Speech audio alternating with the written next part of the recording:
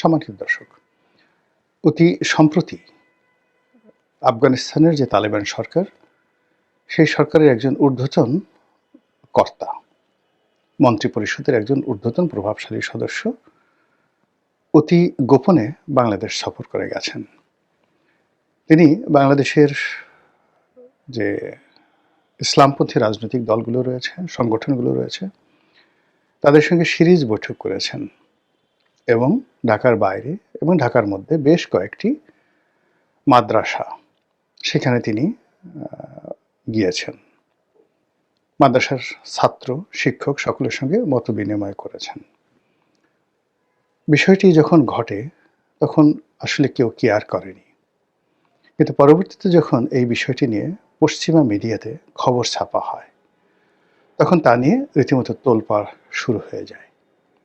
BBC Bangla in details এই আফগানিস্তানের যে মন্ত্রী পদমর্যাদার কর্মকর্তা মিস্টার নূর, তার সাম্প্রতিক বাংলাদেশ সফর এবং তার সঙ্গে হেফাজত নেতা মামুনুল হকের যে বৈঠক, সেই বৈঠকের যে ছবি, এটাকে দিয়ে যে হেডলাইন করেছে, এরপর থেকে বাংলাদেশের এটা নিয়ে ব্যাপক আলোচনা হচ্ছে।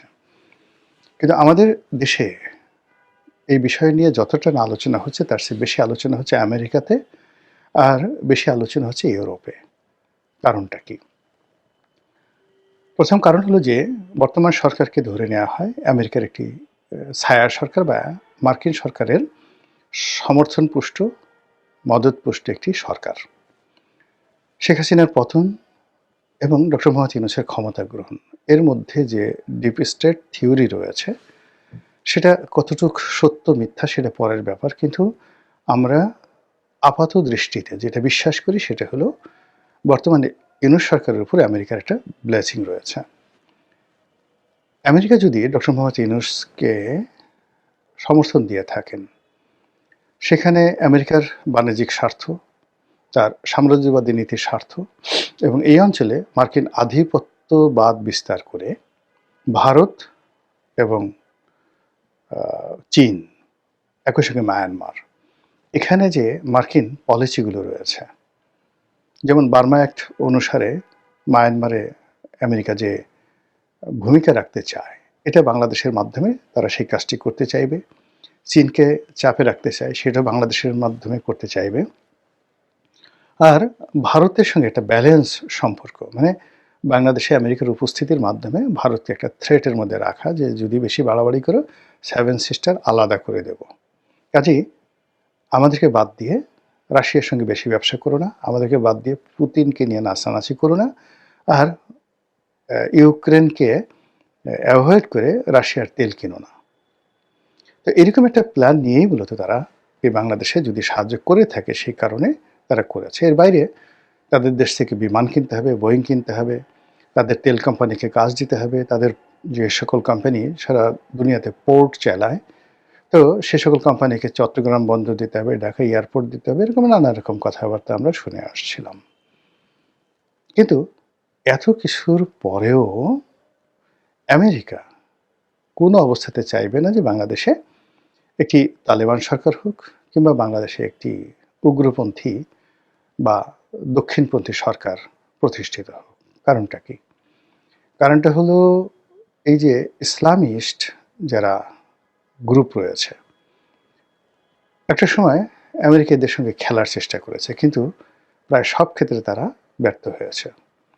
তারা ইয়েমেনে খেলার চেষ্টা করেছে, সিরিয়াতে খেলার চেষ্টা করেছে, লিবিয়া, ইরাক, ইরান, মানে পুরো মধ্যপ্রাচ্যে তারা যে নাস্তানাবুদ হয়েছে, তাদের জাতীয় আয়ের একটা বিরাট অংশ, মানে রীতিমতো এই রাষ্ট্রটি দেউলিয়ার পর্যায়ে পৌঁছে গেছে কেবলই মাত্র এই ইসলামিক গ্রুপের সঙ্গে খেলতে গিয়ে। তাদেরকে বন্ধু বানানোর চেষ্টা করেছে, তারপরে তাদের মাধ্যমে কিছু কাজ করার চেষ্টা করেছে, এবং পরবর্তীতে এই তাদের যারা বন্ধু, তাদের সাথে যুদ্ধ করতে হয়েছে।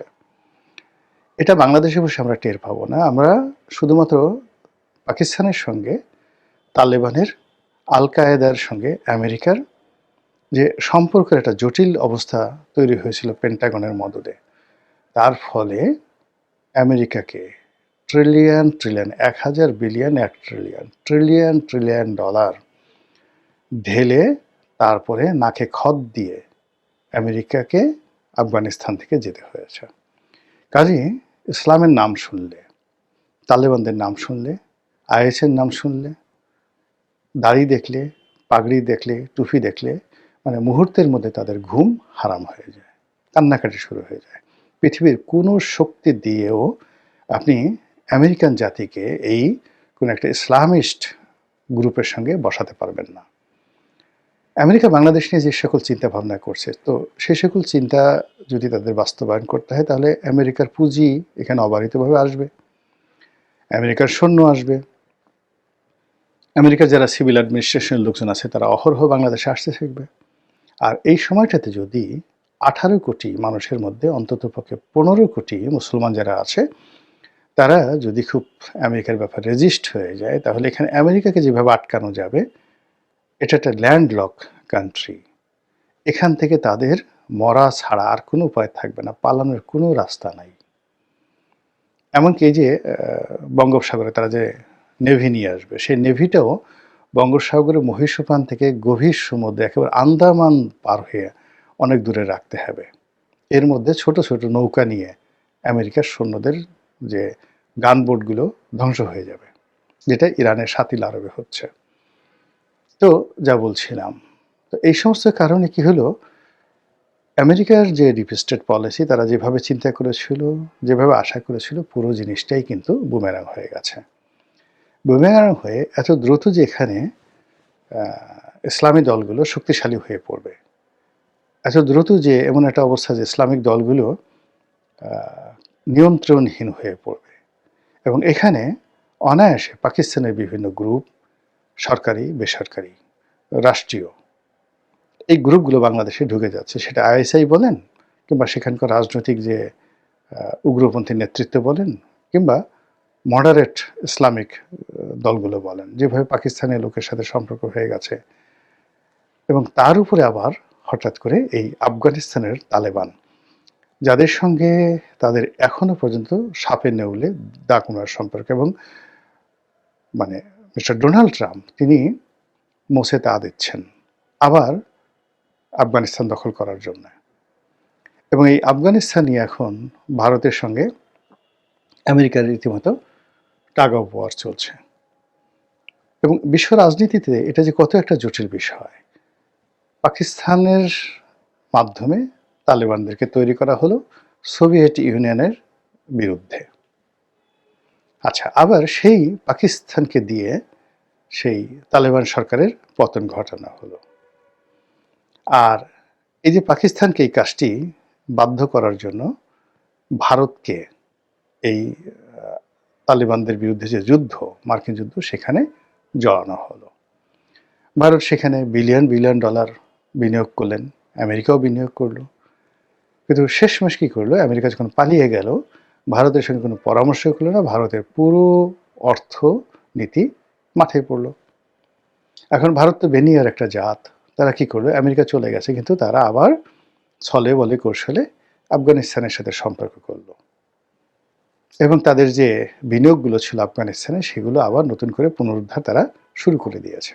ইতিমধ্যে এই যে বাংলাদেশে যে আফগান যে ভদ্রলোক এসেছিলেন, তিনি ছাড়া এই মুহূর্তে আফগানিস্তানে যিনি পররাষ্ট্রমন্ত্রী আছেন, সেই ভদ্রলোক ভারত সফর করে গেছেন। আর বাংলাদেশও সেই আফগানিস্তানের একজন সেই ঊর্ধ্বতন কর্মকর্তা, যাকে পররাষ্ট্রমন্ত্রীর পরের ব্যক্তি বলা হয়, মিস্টার নূর, তিনি বাংলাদেশে এসে গেছেন। তো এটা রীতিমতো আমেরিকার যে চোখ, পেন্টাগনের চোখ উল্টে দিয়েছে। ঘটনা শুধু এখানেই শেষ নয়, এর আগে কি হলো, বাংলাদেশ থেকে বেশ কয়েকজন ইসলামিস্ট যারা লিডার রয়েছেন, ইসলামপন্থী যে সকল রাজনৈতিক নেতৃবৃন্দ রয়েছেন, তার মধ্যে মামুনুল হক অন্যতম, তারা আফগান সরকারের নিমন্ত্রণে সেখানে গেছেন এবং তারা অনেকগুলো স্থান পরিভ্রমণ করেছেন, এবং সেগুলোর কিছু ছবি আমরা সোশ্যাল মিডিয়াতে দেখেছি। কিন্তু এগুলো নিয়ে আমাদের দেশে কোনো প্রতিক্রিয়া ছিল না। এর কারণ হলো যে আমাদের দেশের রাজনীতিতে আসলে ইসলামপন্থীদের এখনও পর্যন্ত আমরা ওইভাবে কাউন্ট করি না, যেভাবে বিএনপিকে বা আওয়ামী লীগকে আমরা কাউন্ট করি। দ্বিতীয়ত এই মামুনুল হকদের মতো যে সকল নেতৃবৃন্দ রয়েছে তাদেরকে আমরা কেবলই মাত্র একটা কমিউনিটি লিডার হিসেবে এখন পর্যন্ত মনে করি। এর বাইরে আমরা মনে করি না। তো এই কারণে আমাদের এই যে তিনি সেখানে গেলেন, বৈঠক করলেন, এটা আমাদের আসলে কোনো মনোমস্তিষ্কে সাড়া ফেলতে পারেনি।